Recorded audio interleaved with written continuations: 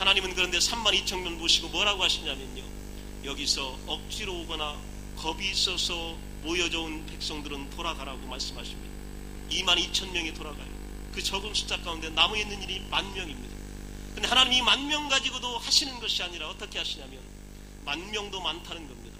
내가 300명만 줄이겠다는 거예요. 여러분, 어떻게 300명이요 해변의 모래 같은 낙타와 메뚜기 같은 숫자를 당한단 말이에요.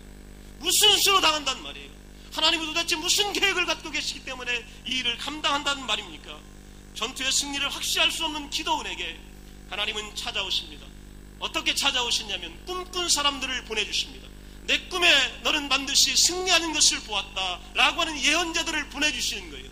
오늘 여러분, 두려워하고 걱정하고 있는 사람들에게 하나님의 사람들이 오게 될 것입니다.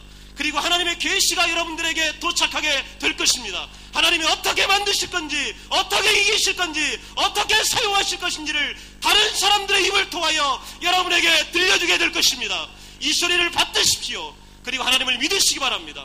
꿈속에서 가져온 얘기를 통하여 용기를 얻게 하십니다. 그리고 기드온에게 하나님은 뭘 주셨냐면요, 활을 주거나 창을 주거나 칼을 준 게 아닙니다. 기드온의 군대들에게 한쪽에는 나팔을 주시고 한쪽에는 횃불을 주시고, 그리고 소리쳐 외쳐라, 이게 전부예요. 횃불과 여러분 나팔과 외치는 거, 이게 전부입니다. 그런데 사사기 7장에 어떤 기록이 되어 있느냐면 횃불을 들고 나팔을 불며 외칠 때에 수많은 해변의 모래 같은 숫자, 메뚜기 같은 적들이 일시에다 하나님 손에 의하여 엎어졌음을 성경은 증거하고 있습니다. 여러분, 이것이 하나님의 역사입니다. 내 숫자대로 계산대로 되는 것이 아니라 하나님의 의도대로 되는 것입니다. 하나님의 계획대로 되는 것입니다. 숫자가 문제가 아니고 많고 적음이 문제가 아닙니다. 하나님이 함께 하시는 일에는 위대한 역사가 일어나게 되는 것입니다. 이것이 바로 하나님이 사람을 쓰시는 위대한 장면입니다. 또 한 명의 사사가 있어요. 누구냐면 입다라고 하는 사사입니다.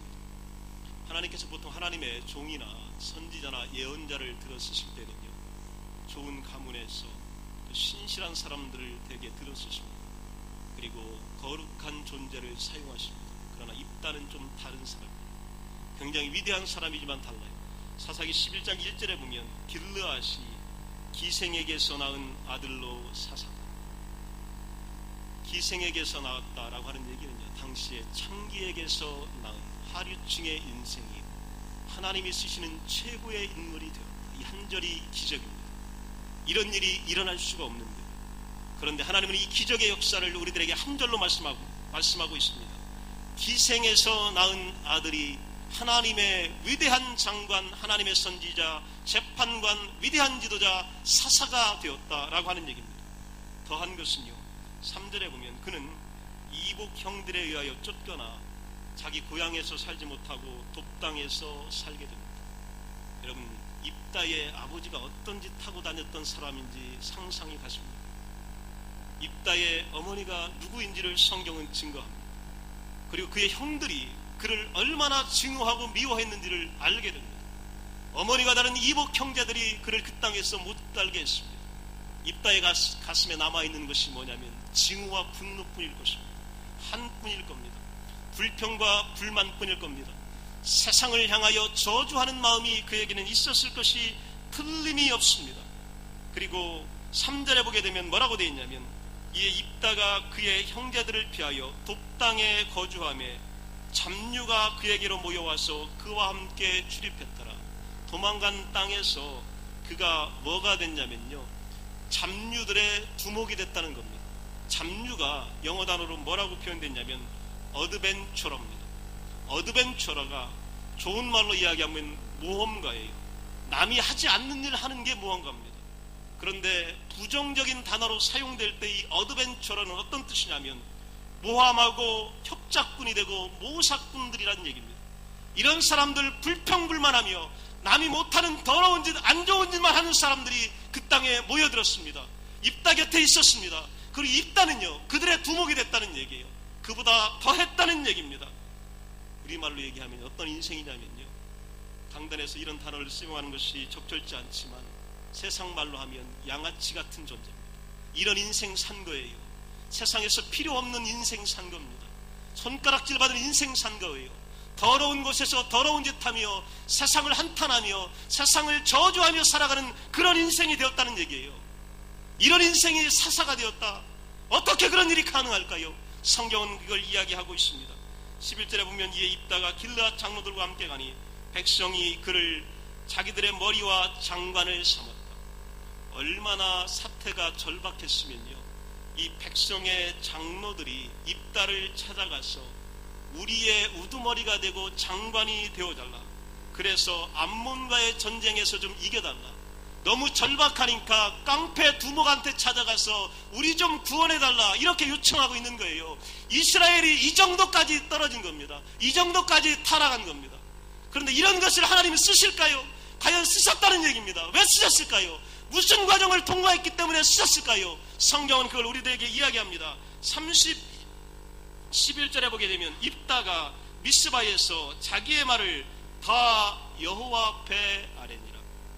오늘요, 하나님의 나라 지도자가 되고 하나님 백성의 전쟁을 맡은 장군이 되어서 입다가 처음으로 한 일이 바로 뭐냐면 미스바에서 자기의 말을 다 여호와 앞에 아뢰었다. 이 말은요, 내가 누구인지를 하나님 앞에 낱낱이 구한 겁니다. 내 인생이 어떤 인생이었는지를 하나님 앞에 다 고백한 겁니다. 내가 얼마나 더럽게 잘못되게 살아왔는지, 내 가문이 얼마나 손가락질 당하는 가문이었는지, 얼마나 많은 사람들의 노여움을 당했던 가문이었는지, 모든 것을 하나님 앞에 다 내오는 겁니다. 여러분, 이 과정이 필요했던 거예요. 하나님께서는 오늘 죄인을 멀리 하시는 것이 아니라 죄인들이 회개하여 돌아오기를 원하고 계십니다. 오늘 여호와 앞에 나와서 모든 것을 토로하고 고백하고 자백하면 그는 의로우시고 미쁘사 우리의 죄를 고백지 않으십니다. 그리고 하나님의 위대한 자리로 초대하여 주시는 겁니다. 그리고 사사가 되는 놀라운 기적을 맡기십니다. 이것이 바로 우리가 통과해야 되는 과정입니다. 우리가 반드시 거쳐야 되는 과정입니다. 입다도요, 하나님께 고백은 했지만 두려웠어요. 나 같은 존재가 과연 이 전쟁을 수행할 수 있을까? 또 과연 이길 수 있을까? 두려워서 31절에 보면 전쟁에서 승리하고 돌아오시게 되면 이라는 서원 기도를 하나님께 드립니다. 하나님, 내가 전쟁에서 승리하고 돌아오게 되면 나를 제일 먼저 찾아와서 영접하는 자를 하나님께 번제로 드리겠습니다. 이 약속을 하나님께 하고 전쟁에 나갑니다. 그리고 전쟁에 나가서 전쟁을 이겼습니다. 그리고 금의 환영하며 고향으로 돌아왔습니다. 집으로 돌아왔습니다. 그런데 제일 먼저 나와서 그를 영접한 존재가 누구다? 그의 무남동녀 외동딸이 제일 먼저 나옵니다. 하필이면 그 딸입니다. 왜 수많은 사람 중에 무남동녀 외동딸이 제일 먼저 입다를 찾아 나오는 거예요? 입다는요, 두려운 겁니다. 하나님께 약속을 했는데 어떻게 해요? 내가 하나님께 분명히 서원했는데 어찌해야 될 바를 몰라 고민하고 있었던 것입니다. 그런데 36절에 보면 우리가 주목해야 될 것이 하나가 나옵니다. 바로 입다의 고민이 아니라 입다의 딸이 고민하는 아버지에 대하여 어떤 반응을 보였는지 성경은 나옵니다. 그녀는 자기 아버지의 서원을 원망하거나 거절하지 않습니다. 오히려 그녀는 하나님께 서원한 것을 행하라고 권면합니다. 딸이 그에게 이르되 나의 아버지여, 아버지께서 여호와를 향하여 입을 여셨으니 아버지의 입에서 낸 말씀대로 내게 행하소서. 이는 여호와께서 아버지를 위하여 아버지의 대적 암몬 자손에게 원수를 갚으셨기 때문입니다. 이렇게 이야기합니다. 기적이 또 하나 일어납니다. 어떤 기적이냐면요, 입다라고 하는 가문에서, 입다 같은 인생에게서, 입다의 그런 피 가운데 어떻게 이와 같이 고귀하고 거룩하고 영이 있는 딸이 나올 수 있겠습니까? 여러분, 이 인생을 살아가면서 이런 경우를 잘 보지 못합니다. 이런 경우는 여러분 막된 딸이 나올 수밖에 없는 것이고요, 또 도피하려고 하는 딸이 나오는 것이고 오염된 딸이 나오는 것이 아마 거의 대부분입니다. 그런데 오늘 입다에게서 거룩한 딸이 나온 거예요. 이것이 바로 하나님을 만난 인생이 달라지는 위대한 기적입니다.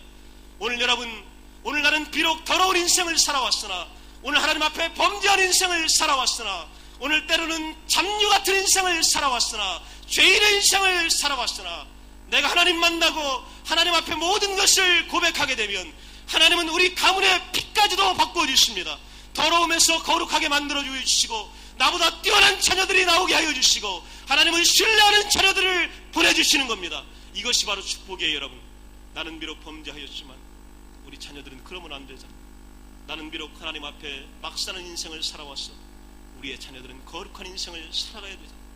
그래서 입다는 하나님을 만났다는 것입니다. 하나님을 만난 인생은 그렇게 달라지게 되는 겁니다. 오늘도 이런 인생을 예수 그리스도는 우리에게 초대하고 있습니다. 오늘 십자가로 초대하고 있습니다. 보혈의 능력으로 초대하고 있습니다. 그의 대속의 죽음으로 초대하고 있습니다. 오늘 예수 그리스도를 만나게 되면 겁많은 인생이 용사로 변하게 되는 것입니다. 예수 그리스도의 십자가 앞에 나가서 보혈 앞에 우리가 번제로 드려지게 되고 우리의 지가 씻겨지게 되면 하나님은 이 땅과 같은 인생으로 우리 가문을 바꿔주십니다. 오늘 여러분의 자녀를 위하여 기도하시면 오늘 여러분이 이 땅과 같은 놀라운 기적의 역사를 만나시기 바랍니다. 오늘 내 인생을 하나님께 다 드리시기 바랍니다. 그리고 고백하시기 바랍니다. 그리고 하나님께 내려놓으시기 바랍니다. 하나님께 모든 것을 맡기시기 바랍니다. 나는 이와 같은 인생을 살았지만 하나님을 영접하며 그리스도를 영접하며 당신을 나의 구주 나의 하나님으로 모시겠사오니 나와 함께 하시고 나의 가문과 함께 하시고 내 가정과 함께 하시고 내 자녀들과 함께 하여 주시옵소서. 그러면요 오늘 밑바닥의 인생이 사사와 같은 인생으로 바뀌어질 줄로 믿습니다. 이것이 바로 기적입니다. 오늘 하나님은 여러분에게 번제단의 제물이 되기를 원하고 계십니다. 오늘 불로 태워주시고 물두멍에 깨끗한 정결한 물로 씻겨지기를 원하고 계신 겁니다. 번제단에서 불로 태워지고 물두멍에서 정결하게 씻겨진 존재는요 성소 안으로 들어가고 지성소 안으로 들어가서 하나님의 임재를 만나게 되고 하나님의 음성을 듣게 되고 하나님과 대면하여 볼 수 있는 능력이 생기게 되는 겁니다. 인생의 문제는 하나님을 못 만났기 때문입니다. 하나님의 음성을 듣지 못하기 때문입니다. 하나님의 음성을 듣기를 원하면 오늘 성전뜰을 지나가야 합니다. 번제단에 불이 내려와야 합니다. 그리고 여기서 씻김을 받아야 합니다. 그리고 성소 안으로 들어가야 축복이 되는 것입니다. 성소 안에만 들어가면 그곳에 하나님이 계십니다. 거기서 하나님께서 우리에게 축복하여 주시고 우리의 기도에 응답하여 주시는 것입니다. 오늘 비록 우리 인생은 겁쟁이였고 때로는 여러 가지 허물 많고 죄 많은 인생이지만 이런 인생을 십자가는 다 깨끗하게 씻어주셨습니다. 그리고 예수님은 나를 대신하여 십자가에서 죽어주셨습니다. 그리고 나를 믿는 자들에게 구원이 있음을 말씀하여 주셨습니다.